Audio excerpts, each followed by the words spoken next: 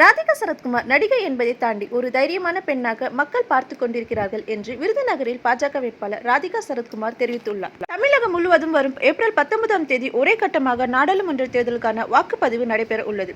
இந்த நிலையில் நாடாளுமன்ற தேர்தலுக்கான வேட்புமனு தாக்கல் தமிழகம் முழுவதும் மார்ச் 20ஆம் தேதி துவங்கியது. இந்த நிலையில் விருதுநகர் மாவட்ட ஆட்சியர் அலுவலகத்தில் 4வது நாளாக இன்று காலை 11 மணிக்கு வேட்புமனு தாக்கல் தொடங்கியது.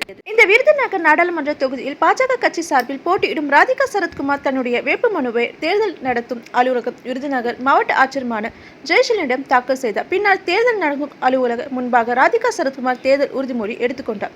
மேலும் ராதிகா சரத்குமார் வேட்புமனு தாக்கலின் போது அவருடைய கணவர் சரத்குமார் மற்றும் விருதுநகர் மாவட்ட பாஜகவின் கிழக்கு மாவட்ட தலைவர் பாண்டுரங்கம் உள்ளிட்ட சில நிர்வாகிகள் உடன் இருந்தனர். பின்னர் செய்தியாளர்களை சந்தித்த பாஜக வேட்பாளர் ராதிகா சரத்குமார் கூறியது, நாடாளுமன்ற தேர்தலில் போட்டியிடும் மக்களுக்கு சேவை செய்ய எனக்கு வாய்ப்பு அளித்த பாரதிய ஜனதா கட்சிக்கும் பாஜகவின் தோழமை கட்சிகளுக்கும் மிகப்பெரிய வெற்றியாக வர வேண்டும் என நினைக்கின்றேன்.